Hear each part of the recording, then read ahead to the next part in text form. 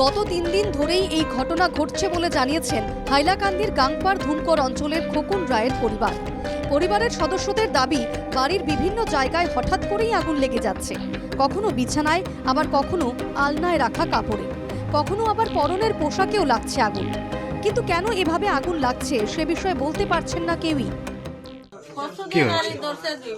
আমরা তো ভাবছি নারী, আমরা তো কই বোমু মারতে বাচ্চারা তেমন বোমতা কিউ লাগছে আমরা আর খালকে দেন যে লাগতে দেন বেশি লাগতে দেন সব কাপড় চোপড় বাইরে বার করছি। বাইরে বার করার পরে কইছি মনে হয় গরম লাগে, বাইরে লাগতো না। বাইরে বার করার পরে ও লাগছে। সমস্ত রাত্রেও আমরা ঘুমাইছি না। ও ওদিকে ওদিকে যাই, আর ওদিকে পালঙ্ক লাগি যায়, ওদিকে বিছনাথ লাগি যায়, ওদিকে আলনাথ লাগি যায়।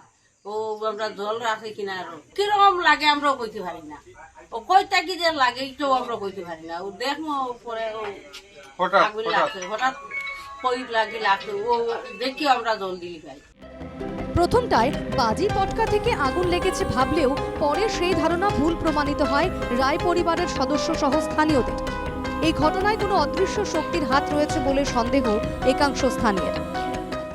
আজকে সকালে আমরা শুনছি এখানে যে হচ্ছে আগুন লাগছে, কাছ থেকে এসছি, এখানে দেখলাম আগুন থেকে আগুন আমি তো আসি উঠে না এখানে আগুনটা।